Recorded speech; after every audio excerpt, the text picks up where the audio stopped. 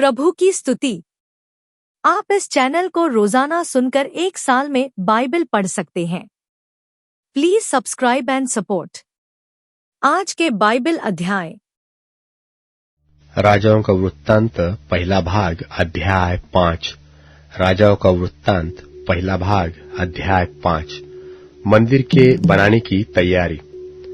और सोर नगर के हीराम राजा ने अपने दूत सुलेमान के पास भेजे, क्योंकि उसने सुना था कि वह अभिषिक्त होकर अपने पिता के स्थान पर राजा हुआ है।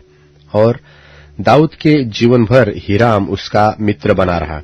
और सुलेमान ने हीराम के पास यो कहला भेजा कि तुझे मालूम है कि मेरा पिता दाऊद अपने परमेश्वर यहोवा के नाम का एक भवन इसलिए न बनवा सका कि वह चारों ओर लड़ाइयों में तब तक बूझा रहा जब तक यहोवा ने उसके शत्रुओं को उसके पांव तले न कर दिया।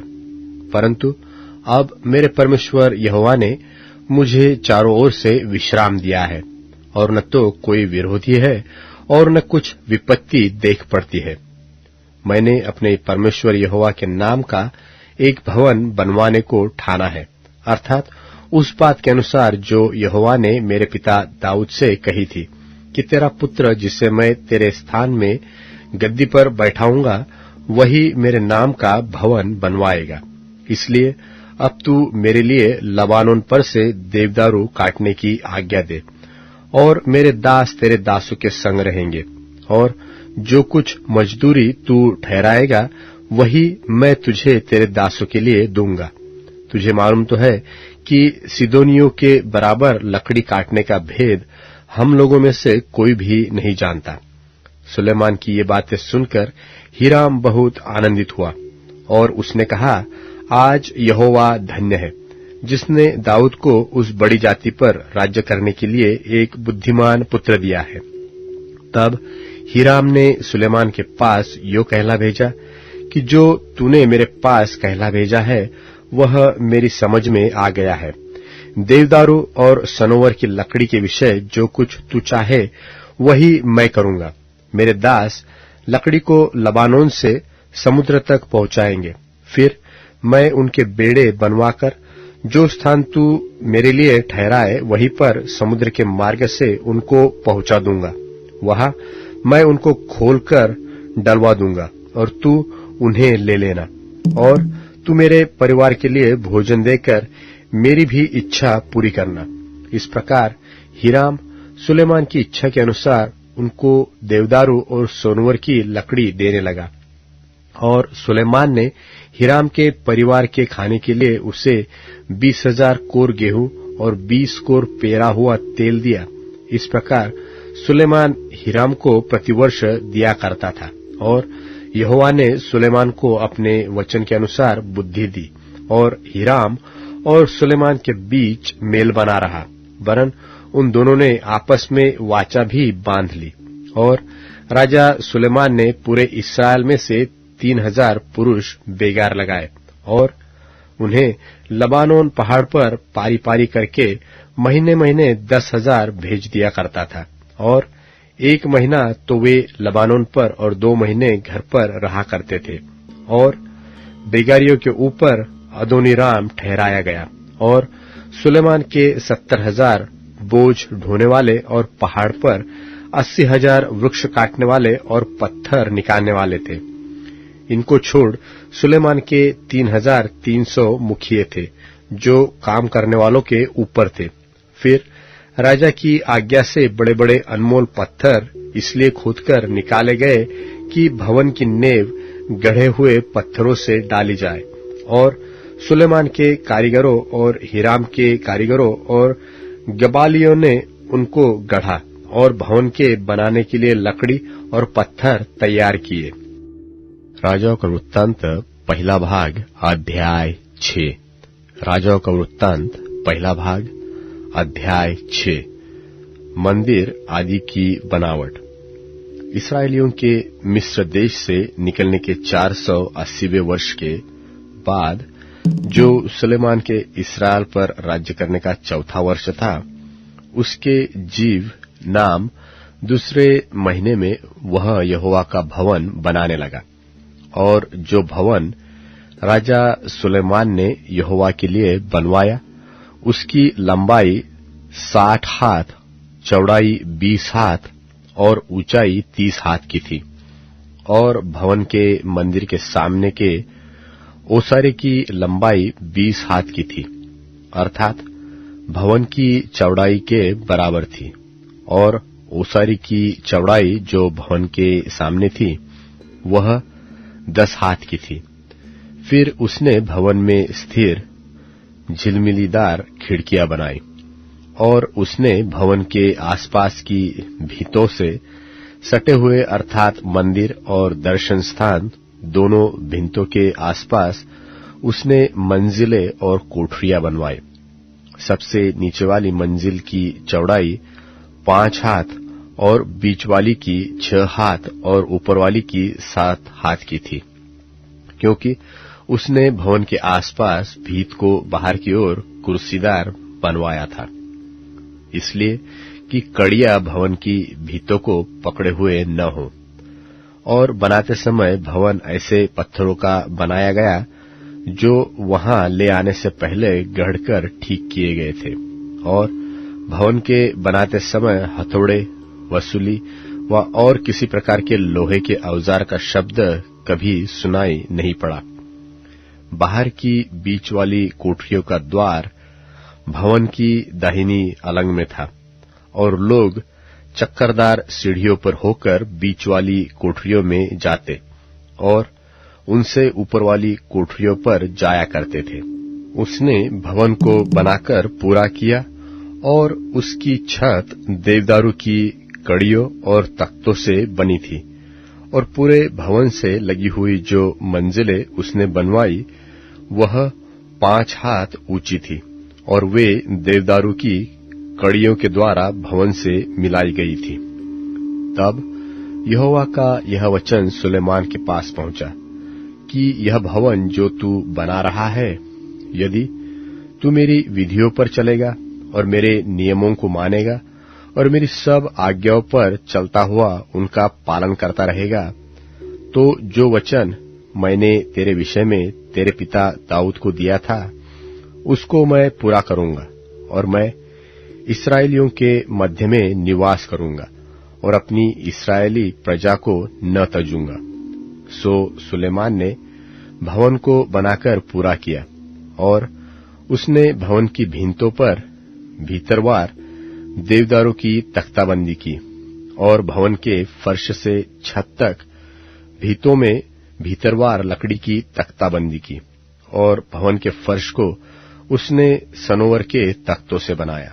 और भवन की पिछली अलंग में भी उसने 20 हाथ की दूरी पर फर्श से ले भीतों के ऊपर तक देवदारू की तख्ताबंदी की।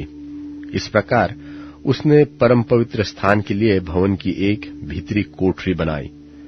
उसके सामने का भवन अर्थात मंदिर की लंबाई 40 हाथ की थी, और भवन की भीतों पर भीतरबार देवदारू की लकड़ी की तख्ताबंदी थी, और उसमें गांठ वाले और खिले हुए फूल खुदे थे। सब देवदारू ही था, पत्थर कुछ नहीं दिखाई पड़ता था।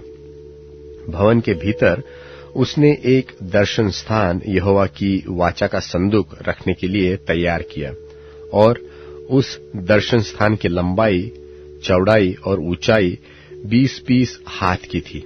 और उसने उस पर चोखा सोना मढ़वाया, और वेदी की तख्ताबंदी देवदारू से की। फिर सुलेमान ने भवन को भीतर भीतर चोखे सोने से मढ़वाया, और दर्शन स्थान के सामने सोने की सांकलें लगाई, और उसको भी सोने से मढ़वाया। और उसने पूरे भवन को सोने से मढ़वाकर उसका पूरा काम निपटा दिया, और दर्शन स्थान की पूरी वेदी को भी उसने सोने से मढ़वाया। दर्शन स्थान में उसने 10-10 हाथ ऊंचे जलपाई की लकड़ी के 2 करूब बनवा रखे। एक करूब का एक पंख 5 हाथ का था, और दूसरा पंख भी 5 हाथ का था।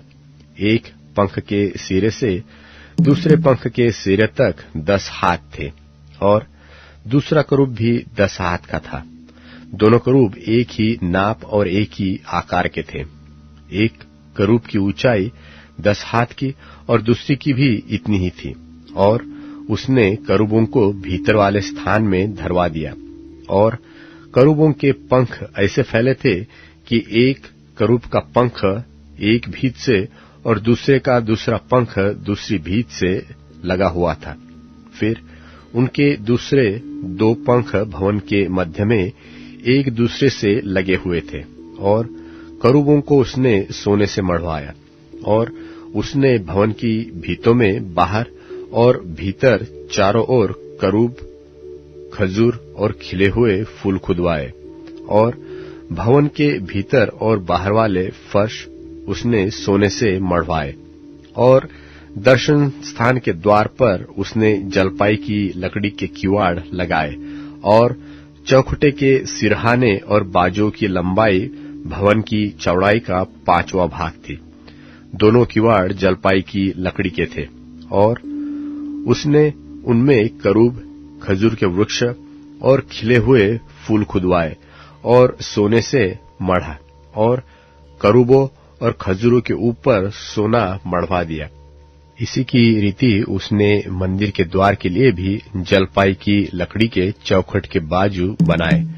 और वह भवन की चौड़ाई की चौथाई थी।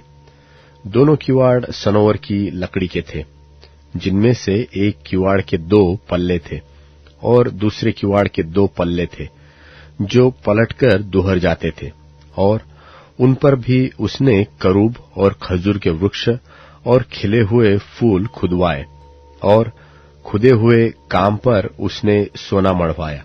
और उसने भीतर वाले आंगन के घेरे को गढ़े हुए पत्थरों के 3 रद्दे और एक परत देवदारू की कड़ियां लगाकर बनाया। चौथे वर्ष के जीवनाम महीने में यहोवा के भवन की नींव डाली गई। और 11वें वर्ष के बूल नाम 8वें महीने में वह भवन उस सब समेत जो उसमें उचित समझा गया बन चुका। इस रीति सुलेमान को उसके बनाने में 7 वर्ष लगे। मत्ती रचित सुसमाचार 7वां अध्याय। दोष मत लगाओ कि तुम पर भी दोष न लगाया जाए, क्योंकि जिस प्रकार तुम दोष लगाते हो उसी प्रकार तुम पर भी दोष लगाया जाएगा। और जिस नाप से तुम नापते हो उसी से तुम्हारे लिए भी नापा जाएगा। तू क्यों अपने भाई की आंख के तिनकों को देखता है और अपनी आंख का लट्ठा तुझे नहीं सूझता? और जब तेरी ही आंख में लट्ठा है तो तू अपने भाई से क्यों कर कह सकता है कि ला मैं तेरी आंख से तिनका निकाल दूं? हे कपटी, पहले अपनी आंख में से लट्ठा निकाल ले, तब तू अपने भाई की आंख का तिनका भली भांति देखकर निकाल सकेगा। पवित्र वस्तु कुत्तों का न दो और अपने मोती सुअरों के आगे मत डालो। ऐसा न हो कि वे उन्हें पांव तले रौंदें और पलटकर तुमको फाड़ डालें। मांगो तो तुम्हें दिया जाएगा, ढूंढो तो तुम पाओगे, खटखटाओ तो तुम्हारे लिए खोला जाएगा। क्योंकि जो कोई मांगता है उसे मिलता है, और जो ढूंढता है वह पाता है, और जो खटखटाता है उसके लिए खोला जाएगा। तुम में से ऐसा कौन मनुष्य है कि यदि उसका पुत्र उससे रोटी मांगे तो वह उसे पत्थर दे? वह मछली मांगे तो उसे सांप दे? सो जब तुम बुरे होकर अपने बच्चों को अच्छी वस्तुएं देना जानते हो, तो तुम्हारा स्वर्गीय पिता अपने मांगने वालों को अच्छी वस्तुएं क्यों न देगा? इस कारण जो कुछ तुम चाहते हो कि मनुष्य तुम्हारे साथ करे, तुम भी उनके साथ वैसा ही करो, क्योंकि व्यवस्था और भविष्यद्वक्ताओं की शिक्षा यही है। सकेत फाटक से प्रवेश करो, क्योंकि चौड़ा है वह फाटक और चाकल है वह मार्ग जो विनाश को पहुंचाता है, और बहुतेरे हैं जो उससे प्रवेश करते हैं। क्योंकि सकेत है वह फाटक और सकरा है वह मार्ग जो जीवन को पहुंचाता है, और थोड़े हैं जो उसे पाते हैं।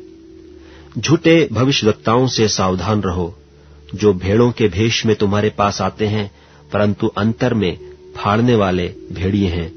उनके फलों से तुम उन्हें पहचान लोगे।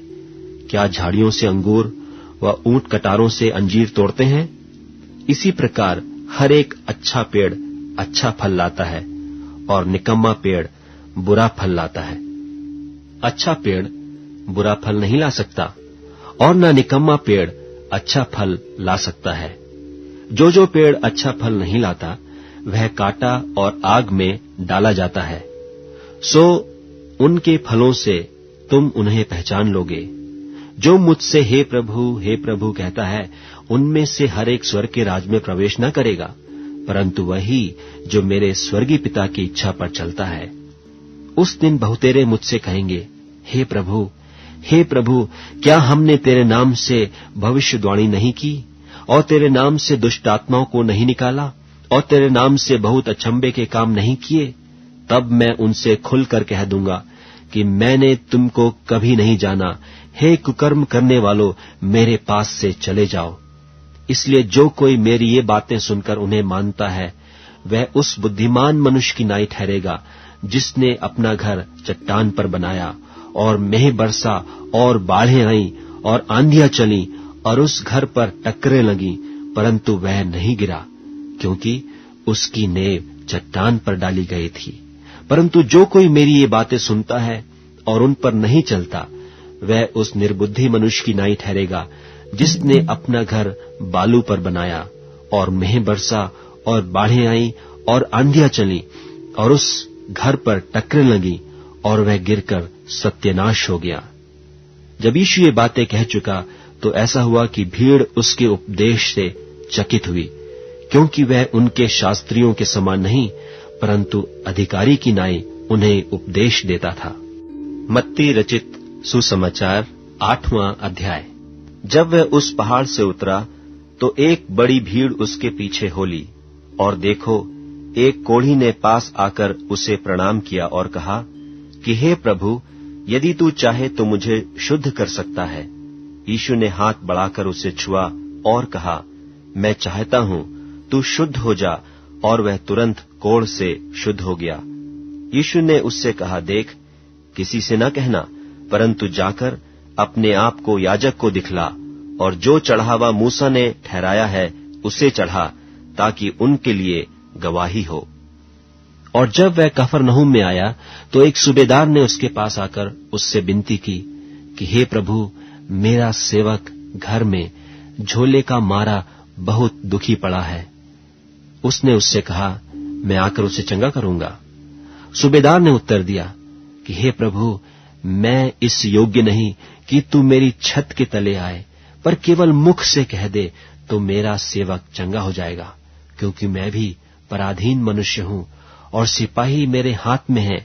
और जब एक से कहता हूं जा तो वह जाता है, और दूसरे को कि आ तो वह आता है, और अपने दास से कहता हूं कि यह कर तो वह करता है। यह सुनकर यीशु ने अचंभा किया, और जो उसके पीछे आ रहे थे उनसे कहा, मैं तुमसे सच कहता हूं कि मैंने इस्राएल में भी ऐसा विश्वास नहीं पाया। और मैं तुमसे कहता हूं कि बहुतेरे पूर्व और पश्चिम से आकर इब्राहिम और इसहाक और याकूब के साथ स्वर्ग के राज्य में बैठेंगे, परंतु राज्य के संतान बाहर अंधियारे में डाल दिए जाएंगे, वहां रोना और दांतों को पीसना होगा। और यीशु ने सूबेदार से कहा, जा, जैसा तेरा विश्वास है वैसा ही तेरे लिए हो। और उसका सेवक उसी घड़ी चंगा हो गया। और यीशु ने पतरस के घर में आकर उसकी सास को ज्वर में पड़ी देखा।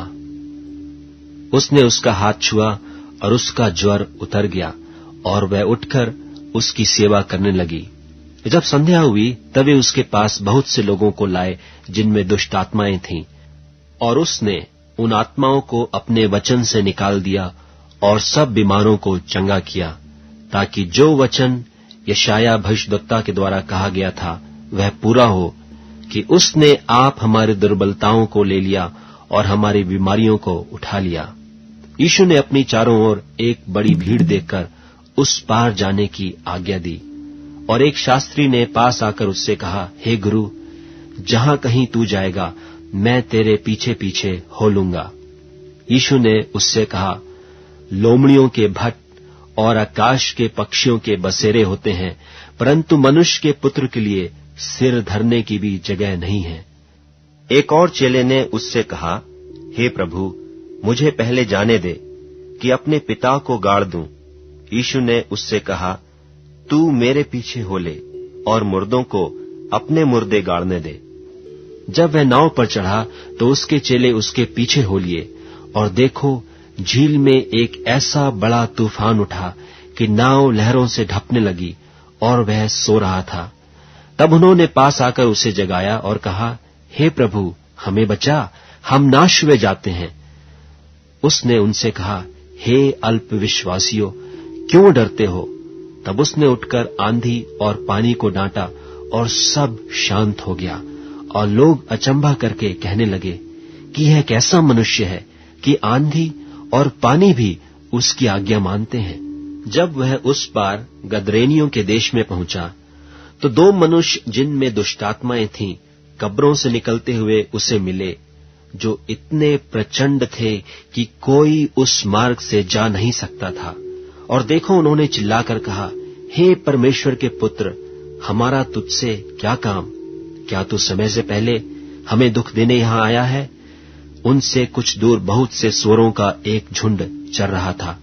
दुष्टात्माओं ने उससे यह कहकर विनती की कि यदि तू हमें निकालता है तो सूअरों के झुंड में भेज दे। उसने उनसे कहा, जाओ। वे निकलकर सूअरों में बैठ गए, और देखो, सारा झुंड कड़ाड़े पर से झपटकर पानी में जा पड़ा और डूब मरा। और चरवाहे भागे और नगर में जाकर ये सब बातें और जिनमें दुष्टात्माएं थे उनका सारा हाल कह सुनाया। और देखो, सारे नगर के लोग यीशु से भेंट करने को निकल आए और उसे देखकर विनती की कि हमारे सिवानों से बाहर निकल जा। भजन संहिता अध्याय 148। भजन संहिता अध्याय 148। यह की स्तुति करो, यहोवा की स्तुति स्वर्ग में से करो, उसकी स्तुति ऊंचे स्थानों में करो। हे उसके सब दूतों, उसकी स्तुति करो। हे उसकी सब सेना, उसकी स्तुति कर। हे सूर्य और चंद्रमा, उसकी स्तुति करो। हे सब ज्योतिमय तारागण, उसकी स्तुति करो। हे सबसे ऊंचे आकाश और हे आकाश के ऊपर वाले जल, तुम दोनों उसकी स्तुति करो। हे यहोवा के नाम की स्तुति करो, क्योंकि उसी ने आज्ञा दी और ये सिरज गए, और उसने उनको सदा सर्वदा के लिए स्थिर किया है, और ऐसी विधि ठहराई है जो टलने की नहीं। पृथ्वी में से यहोवा की स्तुति करो। हे मगरमच्छों और गहरे सागर, हे अग्नि और ओलो, हे हिम और कोहरे, हे उसका वचन मानने वाली प्रचंड बयार, हे पहाड़ों और सब टीलों, हे फलदायी वृक्षों और सब देवदारों, हे वन पशुओं और सब घरेलू पशुओं, हे रेंगने वाले जंतुओं और हे पक्षियों, हे पृथ्वी के राजाओं और राज्य के सब लोगों, हे हाकिमों और पृथ्वी के सब न्यायियों, हे जवानों और कुमारियों, हे पुरनियों और बालकों, यहोवा के नाम की स्तुति करो, क्योंकि केवल उसी का नाम महान है। उसका ऐश्वर्य पृथ्वी और आकाश के ऊपर है, और उसने अपनी प्रजा के लिए एक सिंह ऊंचा किया है। यह उनके सब भक्तों के लिए, अर्थात इस्राएलियों के लिए और उसके समीप रहने वाली प्रजा के लिए स्तुति करने का विषय है। यह की स्तुति करो। अब Amazon music, tune in, Spotify और YouTube म्यूजिक में उपलब्ध है। Please follow it.